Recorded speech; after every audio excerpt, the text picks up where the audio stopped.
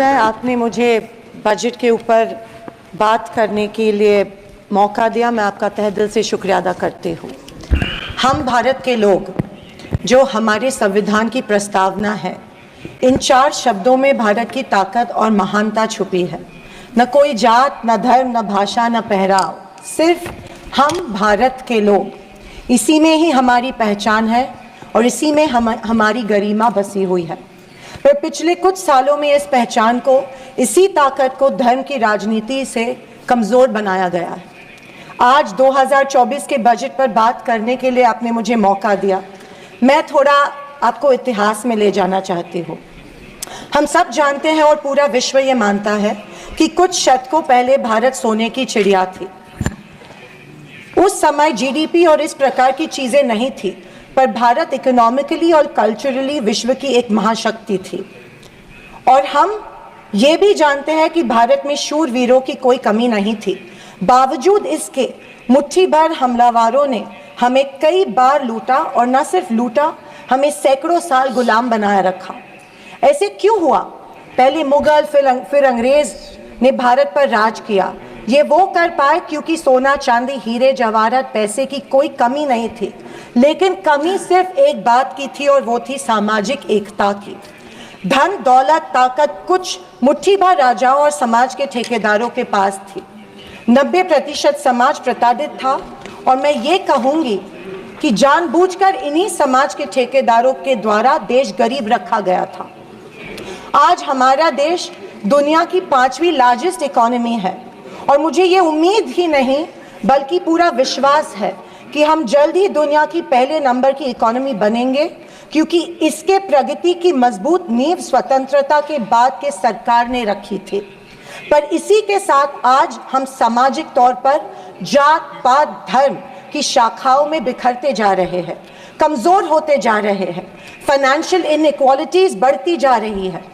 पैसा और सत्ता कुछ चंद ठेकेदारों के पास संचित हो रहा है, या मैं ये कहूँगी कि सत्ता की लालसा में ऐसा करवाया जानबूझ के जा रहा है। मेरी ये सब बातें कहने का तात्पर्य यही है कि समाज की प्रगति सिर्फ मजबूत इकोनॉमी से ही नहीं, समाज की एकता में है, और हमें इतिहास में हुई गलतियों को दोहराने से बचना चाहिए। बीजेपी पिछले 1 दशक से सत्ता में है, पर इनके मुताबिक आज भी हिंदू खतरे में है। क्या ये हकीकत है, या फिर बीजेपी हिंदुओं को इस डर में रखकर अपनी राजनीति चमका रही है? आप बताएं, जो संस्कृति हजारों साल गुलामी के जंजीर में जकड़ी पड़ी है, रहने के बावजूद जिंदा है, जिंदा ही नहीं सारे विश्व में अपना डंका बजा रही है, वो खतरे में कैसे आ सकती है? पर फिर सोचने पर मुझे महसूस होता है कि बीजेपी और उनकी नीतियां की वजह से हिंदू खतरे में है। एक नदी के बहाव की तरह बहती चली आ रही हमारी हिंदू संस्कृति है।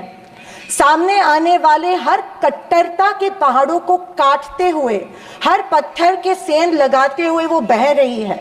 उसके बहाव को ना कोई तलवार काट सकती है, ना ही कोई पहाड़ रोक सकता है।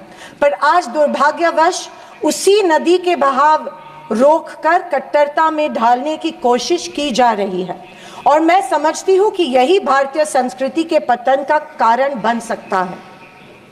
अध्यक्ष महोदय, डॉक्टर बाबा साहेब अम्बेडकर ने बनाए गए संविधान के बदौलत पिछड़े और दलित वर्ग को आरक्षण के जरिए समाज में स्थान और सम्मान मिला, पर आज वह आरक्षण भी इनके नजरों में खटक रहा है। इसीलिए सभी सरकारी और निम्न सरकारी कंपनीज का प्राइवेटाइजेशन करके इनडायरेक्टली आरक्षण खत्म करने का षड्यंत्र बीजेपी कर रही है। स्पीकर सर, इनके मुताबिक गए 2014 के पहले कोई भी अच्छा काम देश में नहीं हुआ, और कुछ महानुभावों के मुताबिक देश आज़ाद ही 2014 में हुआ। खैर, आप कितनी भी कोशिश कीजिए, लेकिन इस सच्चाई को नहीं झटला सकते कि आज जो भारत चांद पर पहुंचा, उसकी नींव इसरो के रूप में पंडित नेहरू जी ने रखी थी।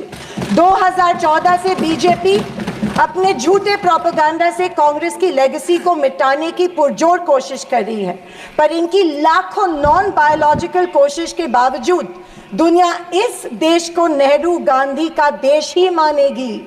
ये दुनिया की किसी भी कोने में जब जाते हैं तो इनको गांधी जी के प्रतिमा के सामने ही नतमस्तक होना पड़ता है। ऐसी सरकार और ऐसे वित्त मंत्री से हम क्या उम्मीद करें जो प्याज के बढ़ते दाम के सवाल पर कहती है कि दाम बढ़ते हो तो बढ़ने दो, मैं प्याज नहीं खाती। स्कूल कॉलेज के फीस बढ़ते तो बढ़ने दो, हम शिक्षा नहीं भक्त बढ़ाते हैं।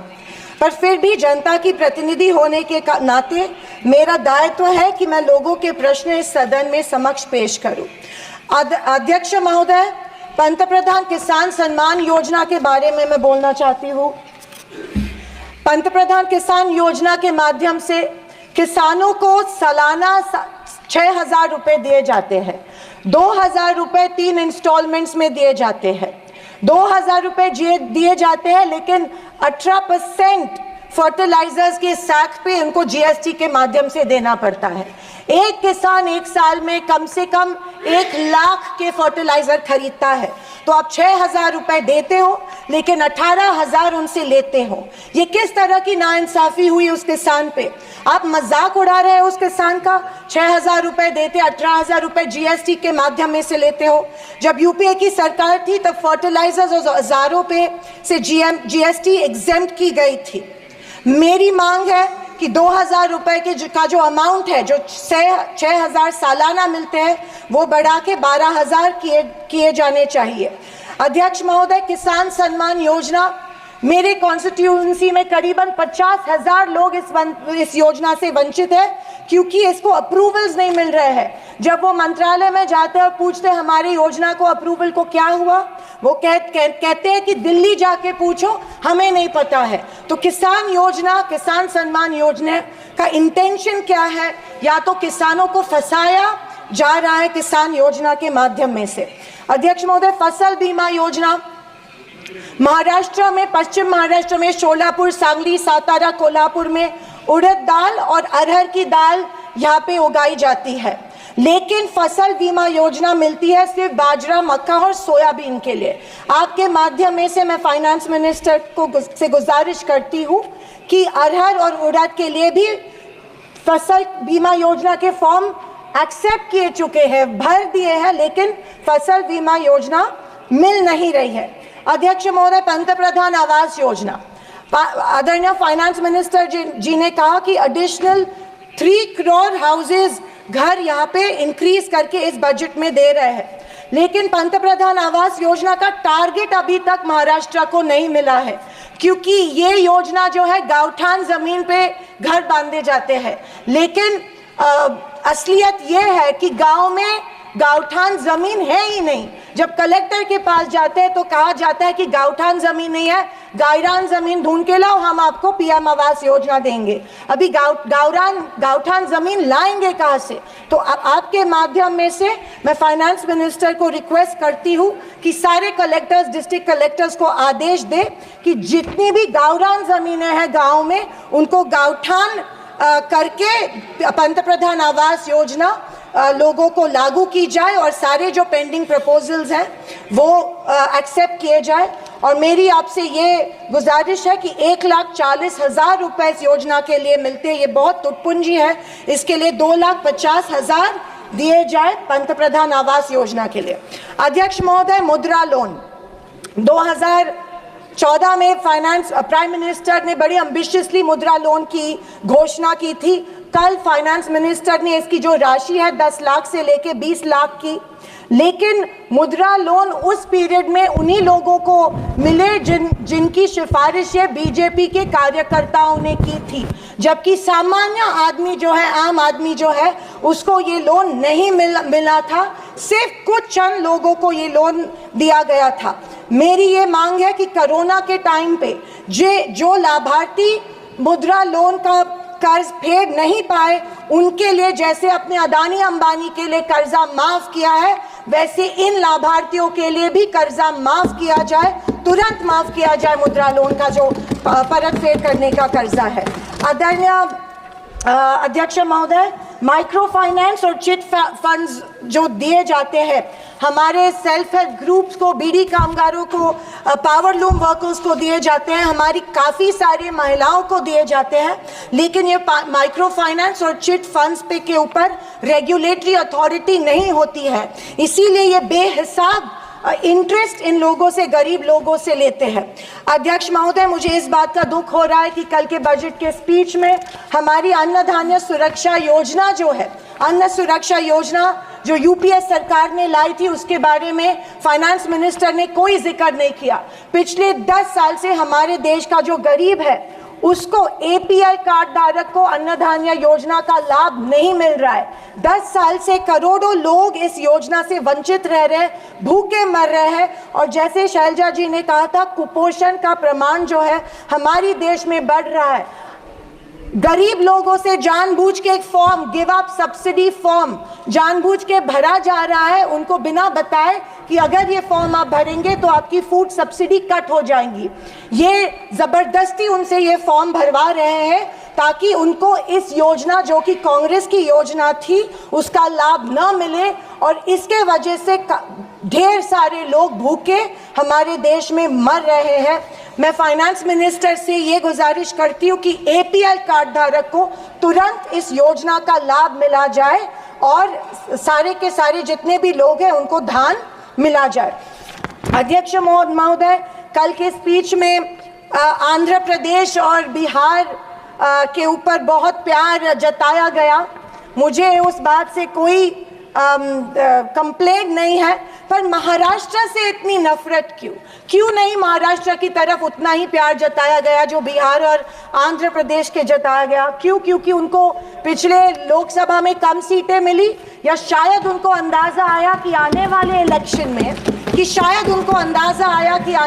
इलेक्शन में उनको वो चुनाव हारने वाले हैं। मैं वित्त मंत्री को बताना चाहती हूँ कि महाराष्ट्र में हिंदवी स्वराज की नींव महाराष्ट्र में रखी गई थी। कणखर देशा, राकट देशा, दगडाचा देशा, महाराष्ट्र देशा, ये हमारे प्यारे महाराष्ट्र के बारे में कहा जाता है, लेकिन अफसोस है कि महाराष्ट्र की तरफ कोई ध्यान नहीं दिया जा रहा है, सिर्फ महाराष्ट्र का इस्तेमाल किया जाता है। अध्यक्ष महोदय, रेलवेज के बारे में बोलूं तो रेलवेज में स्लीपर कोच की संख्या जो है वो कम कर रहे हैं और फर्स्ट क्लास और सेकंड क्लास की संख्या बढ़ा रहे हैं। देश का जो आम गरीब आदमी है वो स्लीपर कोच से ट्रैवल करता है, वो फर्स्ट क्लास और सेकंड क्लास से नहीं किया जाता है।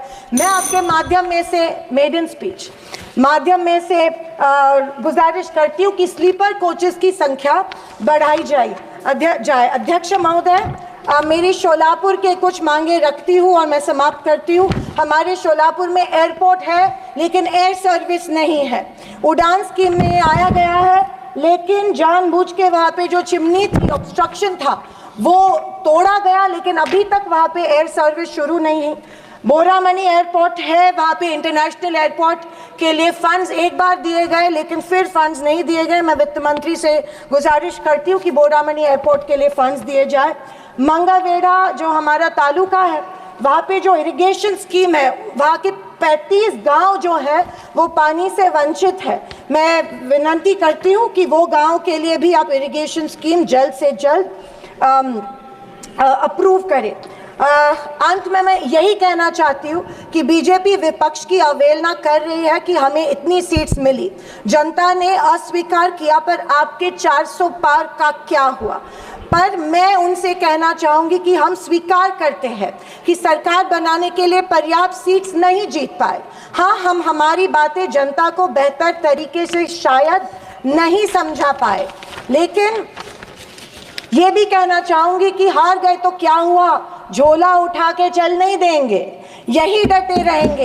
एक मजबूत विपक्ष के रूप में भारत की जनता की आवाज बुलंद करते रहेंगे, सिर्फ और सिर्फ इस देश के लिए और इस देश के जनता के लिए। और आखिरी कुछ शब्द कह के मैं समाप्त करना चाहूंगी कि सत्ता की लालच में न फैलाओ समाज में ध्रुवीकरण का रोग। सत्ता की लालच में ना फैलाओ समाज में ध्रुवीकरण का रोग, आपकी हस्ती मिटा देंगे हम भारत के लोग। जय हिंद, धन्यवाद, जय महाराष्ट्र।